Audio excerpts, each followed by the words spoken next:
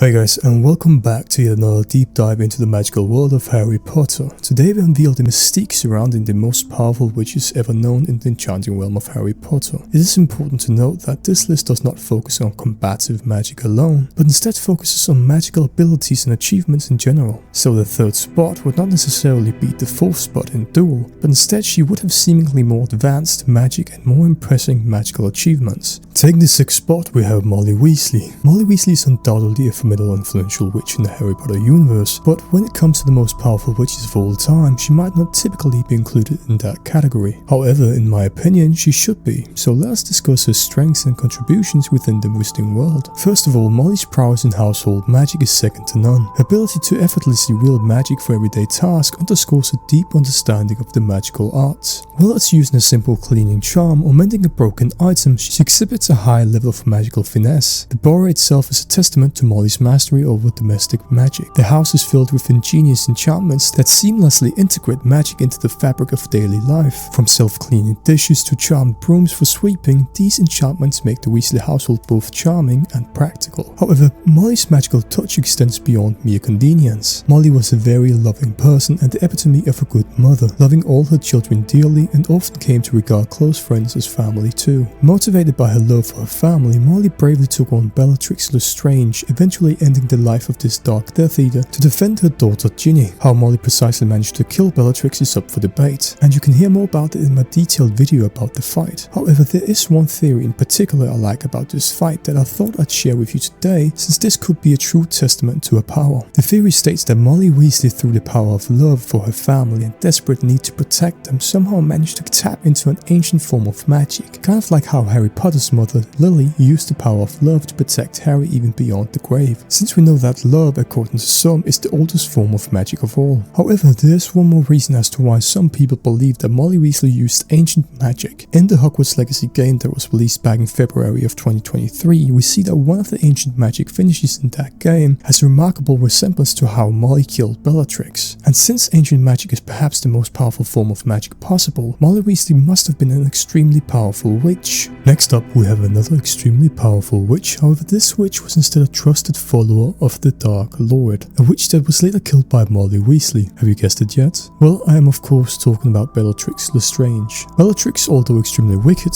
vile and evil, was exceptionally powerful. She was especially powerful in the dark arts and is known for torturing Frank and Alice Longbottom by use of the Cruciatus Curse until they went insane. Her unwavering loyalty to Voldemort drove her to perform dark deeds without hesitation, using the darkest forms of magic. She takes part in countless duels in the series, and her dueling style is aggressive and unpredictable, which is one of the things that makes her such a horrifying opponent. Notably, she successfully takes on skilled opponents such as Sirius Black, Nymphadora Tonks, and Kingsley Shacklebolt. Her prowess in dueling solidifies her reputation as a powerful witch. A specific sequence in Harry Potter and the Deathly Hallows Part 1 masterfully highlights her masterful dueling skills. Are you mad?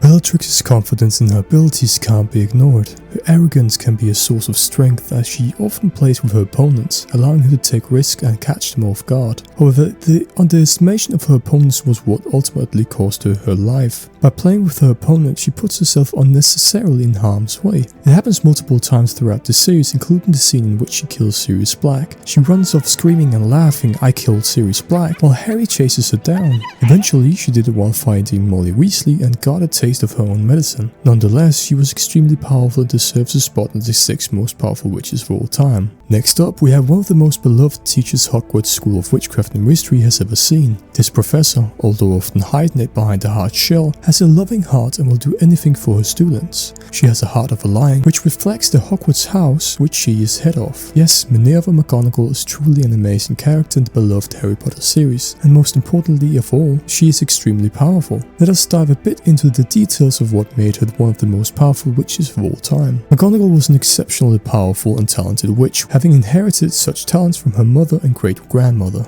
She achieved top grades in her OWLs and NEWTs when she was at Hogwarts, being quickly recognized as the most outstanding student of her year. With a particular talent for transfiguration, during her school year, she was the recipient of several awards such as the Transfiguration Today Most Promising Newcomer Award. As an adult, Minerva displayed her tremendous skills and powers by successfully becoming the head of Transfiguration, deputy headmistress, and headmistress at Hogwarts School of Witchcraft and Wizardry. She had extremely advanced magical knowledge, proving herself capable time and time again of mastering and performing highly advanced and difficult spells. Voldemort himself respected her ability, giving that even when he controlled the school and unwavering loyalty to Dumbledore, she was kept on as Transfiguration Professor. Her dueling skills were also exceptional, for she faced some of the greatest magical talent of her age and lived to tell the tale. She even went on to challenge Voldemort himself along with Horace Slughorn and Kingsley Shacklebolt at the very end of the Second Wizarding War, holding him at bay from harming the crowd that had gathered to watch. Though they were ultimately overpowered, neither side were able to hurt the other, further showing her extraordinary skill. McGonagall was shown to be extremely skillful at non-verbal magic for a wide variety of spells, especially transfiguration spells and charms which she could perform with just a wave of her wand. This is a testament to her formidable magical skills, that both these branches of magic were difficult to begin with, not to mention to do them non-verbally, which requires intense concentration and focus. She could even perform certain spells intentionally without her wand, such as the Everforth spell, and often wandlessly conjured a textbook into her hands during Transfiguration class. And here's a fun fact. Back when McGonagall first entered the Great Halls of Hogwarts for the sorting ceremony, the sorting hat used 5.5 minutes just to decide whether or not she belonged in Ravenclaw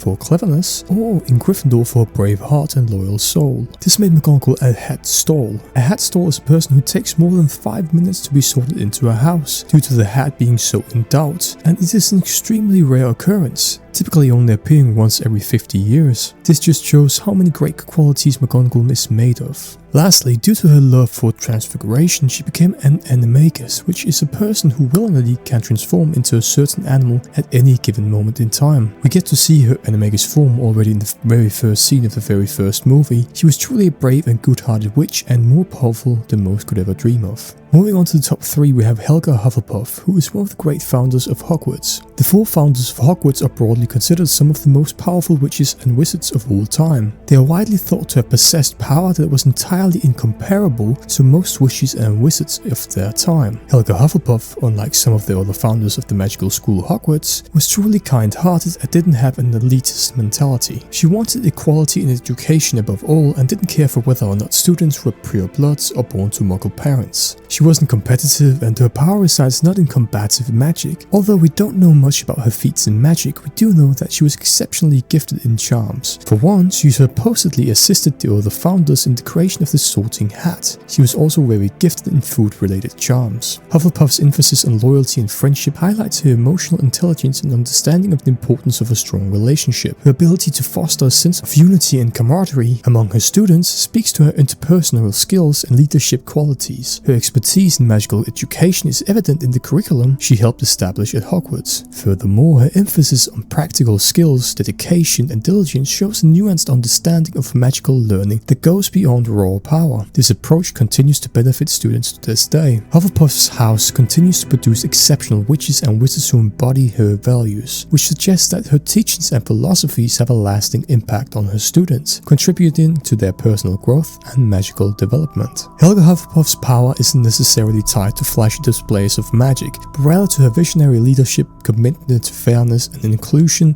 and her lasting influence on the wizarding world. Her legacy as a founder of Hogwarts and her dedication to fostering an environment of unity and cooperation highlights her as a powerful and enduring figure in the magical community. Reaching the second place of our list, we have another of the founders of Hogwarts, Rowena Ravenclaw, who was renowned for her extraordinary intelligence and creativity. Her contributions to the wizarding world went beyond mere spell casting. She was a pioneer in magical theory, devised spells and enchantments that showcased her deep understanding of magic's intricacies. Her legendary creation of the Hogwarts School of Witchcraft and Wizardry itself highlights her innovative and visionary nature. Rowena had a considerable level of skill and proficiency in charms. Along with the other founders, she supposedly bewitched the sorting hat into a sentient magical artifact with personality to sort students' will after a lifetime. Furthermore, Rowena Ravenclaw's creation of the Lost Diadem of Ravenclaw, a magical tiara that enhances the wisdom of its wearer, showcases her power in crafting enchanted objects of immense value. Crafting such an intricate and potent artifact requires not only magical skill, but also deep insight into the nuances of magic. It's also believed that Rowena Ravenclaw herself devised the ever-changing floor plan of Hogwarts Castle. The reason as to why she is placed above the other female founder in this list is due to the fact that Hufflepuff seemed to put most of her magical focus on food-related charms, and Rowena instead put more energy towards more universal magic. And now what you have all been waiting for. We have reached the number 1 spot on this list. This witch is looked at as the epitome of a great witch. Her magical abilities goes far beyond anything we have seen from any other witches in the series. Yes, Morgan Le Fay, also known as the Lady Morgana, is truly a legendary figure known for a great variety of magical achievements in the Wizarding World. She lived back in the old times, around the same time as Merlin, who is perhaps the greatest wizard of all time. And Morgana is especially known for being the arch nemesis of the great Merlin. The battle went down in history books and is often described as a battle of historic proportions. Morgan Le Fay had mastered the art of transfiguration and became an animagus, giving her the ability to transform into a bird at any given moment. Furthermore, it is said she was extremely gifted at potions and known to be an incredible healer. Morgana ruled as queen of the land of Avalon and was very gifted in the dark arts. She also had a half-brother, Arthur, who would later be known as the King of Camelot, but they were far from close. Long after her death, she got a chocolate frog card, only given to the most legendary figures in the Wizarding World. But her name was not only known in the Wizarding World, as many muggles had heard the tales of her legendary accomplishments and her battle with Merlin, disguised as fairy tales. Although the details of Morgan Le Fay's life is murky to say the least, there's no doubt of her magical power that she possessed during her lifetime. What do you think? Is Morgana the most powerful witch of all time, or do you have another in mind? Leave a comment letting me know your thoughts, and make sure to like and subscribe to the channel to become a part of the community. Until next time, may your magic shine brightly.